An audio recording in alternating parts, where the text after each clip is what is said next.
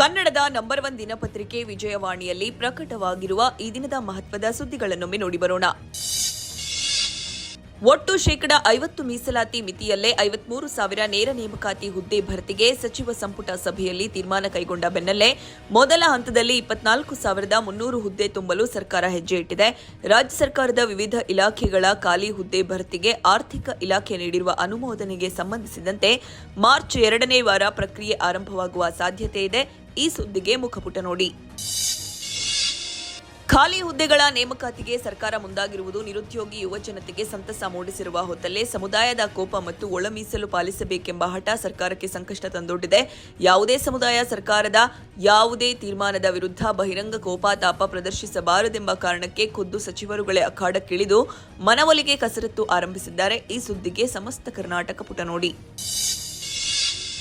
ಜಾಗತಿಕ ಸವಾಲುಗಳ ನಡುವೆಯೂ ಭಾರತದ ಆರ್ಥಿಕತೆ ತನ್ನ ಸಾಮರ್ಥ್ಯವನ್ನು ಸಾಬೀತುಪಡಿಸಿದ್ದು, ಪ್ರಸಕ್ತ ಹಣಕಾಸು ವರ್ಷದ 3ನೇ ತ್ರೈಮಾಸಿಕದಲ್ಲಿ ಒಟ್ಟು ದೇಶೀಯ ಉತ್ಪನ್ನ 7.8% ಬೆಳವಣಿಗೆ ದಾಖಲಿಸಿದೆ. 2025-26ನೇ ಆರ್ಥಿಕ ವರ್ಷದ ಅಕ್ಟೋಬರ್ನಿಂದ ಡಿಸೆಂಬರ್ವರೆಗಿನ ಮಹತ್ವದ ಅಂಕಿಅಂಶ ಕೇಂದ್ರ ಸಾಂಖ್ಯಿಕತಾ ಮತ್ತು ಕಾರ್ಯಕ್ರಮ ಅನುಷ್ಠಾನ ಸಚಿವಾಲಯ ಶುಕ್ರವಾರ ಬಿಡುಗಡೆ ಮಾಡಿದೆ. ಈ ಸುದ್ದಿಗೆ ವಿಜಯವಾಣಿ ಓದಿ.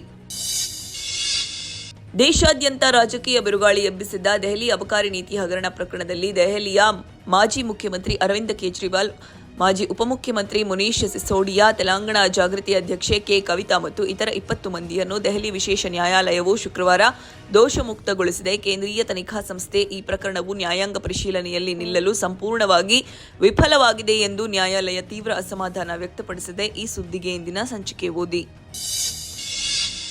ತಾಲಿಬಾನ್ ಆಡಳಿತದ ಅಫ್ಘಾನಿಸ್ತಾನ ಹಾಗೂ ಪಾಕಿಸ್ತಾನದ ನಡುವೆ ಕೆಲವು ದಿನಗಳಿಂದ ನಡೆಯುತ್ತಿದ್ದ ಶೀತಲ ಸಮರ ಯುದ್ಧದ ಸ್ವರೂಪ ಪಡೆದುಕೊಂಡಿದೆ. 2 ದಿನಗಳ ಹಿಂದಷ್ಟೇ ಪಾಕಿಸ್ತಾನ ನಡೆಸಿದ್ದ ವೈಮಾನಿಕ ದಾಳಿಯಿಂದ ಕೆರಳಿದ್ದ ಸೇನೆ ಪಾಕಿಸ್ತಾನದ ಸೇನಾ ನೆಲೆಗಳ ಮೇಲೆ ಗುರುವಾರ ರಾತ್ರಿಯಿಂದೀಚೆ ಹಲವು ಬಾರಿ ದಾಳಿ ನಡೆಸಿದೆ. ಈ ಸುದ್ದಿಗೆ ದೇಶ ವಿದೇಶ ಪುಟ ನೋಡಿ.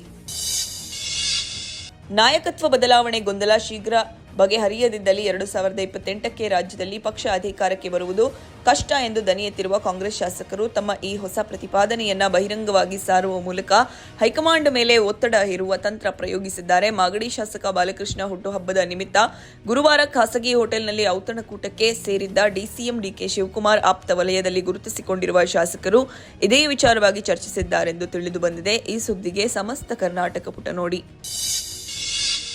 ದ್ವಿತೀಯ ಪಿಯುಸಿ ವಾರ್ಷಿಕ ಪರೀಕ್ಷೆ 1 ಶನಿವಾರ ಆರಂಭವಾಗಲಿದ್ದು, ರಾಜ್ಯಾದ್ಯಂತ 5,174 ಕಾಲೇಜುಗಳ 7,10,363 ವಿದ್ಯಾರ್ಥಿಗಳು ನೋಂದಣಿ ಮಾಡಿಕೊಂಡಿದ್ದಾರೆ. ಒಟ್ಟು 1,217 ಕೇಂದ್ರಗಳಲ್ಲಿ ಮಾರ್ಚ್ 17ರವರೆಗೆ ಪರೀಕ್ಷೆ ನಡೆಯಲಿದೆ. ಈ ಸುದ್ದಿಗೆ ವಿಜಯವಾಣಿ ಓದಿ.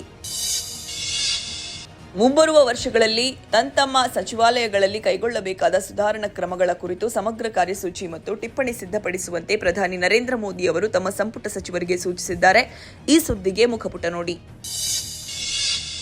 8ನೇ ತರಗತಿಯ ಎನ್ಸಿಇಆರ್ಟಿ ಪಠ್ಯ ಪುಸ್ತಕದಲ್ಲಿನ ನ್ಯಾಯಾಂಗ ಭ್ರಷ್ಟಾಚಾರ ಕುರಿತ ಅಧ್ಯಾಯ ಈಗ ತೀವ್ರ ವಿವಾದಕ್ಕೆ ಗುರಿಯಾಗಿದೆ. ಈ ಕುರಿತ ಮಾಹಿತಿಗೆ ಸಮಗ್ರ ಚಿಂತನ ಪುಟ ನೋಡಿ.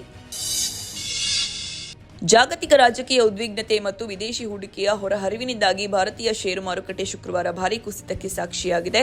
ಈ ಸುದ್ದಿಗೆ ಮನಿ ಮಾತು ನೋಡಿ. ರಾಷ್ಟ್ರಪತಿ ದ್ರೌಪದಿ ಮುರ್ಮು ಶುಕ್ರವಾರ ಲಘು ಸಮರ ಹೆಲಿಕಾಪ್ಟರ್ ಪ್ರಚಂಡದಲ್ಲಿ ರಾಜಸ್ಥಾನದ ಜೈಸಲ್ಮೇರ್ ಜಿಲ್ಲೆಯ ಭಾರತ ಪಾಕಿಸ್ತಾನ ಗಡಿ ಪ್ರದೇಶದಲ್ಲಿ 25 ನಿಮಿಷ ಕಾಲ ಹಾರಾಟ ನಡೆಸಿದ್ರು. ಈ ಸುದ್ದಿಗೆ ದೇಶ ವಿದೇಶ ಪುಟ ನೋಡಿ. ಇವಿಷ್ಟೇ ಅಲ್ಲ, ಮುಂಜಾನೆ ಮಾತು, ಅಂತರಂಗ, ಭವಿಷ್ಯ, ಮನೋವಿಕಾಸದ ಕಾಲಂಗಳು, ಕ್ರೀಡೆ, ಸಿನಿಮಾ, ದೇಶ ವಿದೇಶಗಳ ಭರಪೂರ ಸುದ್ದಿಗಳ ವಿಶೇಷಗಳಿಗಾಗಿ ವಿಜಯವಾಣಿ ಓದಿ.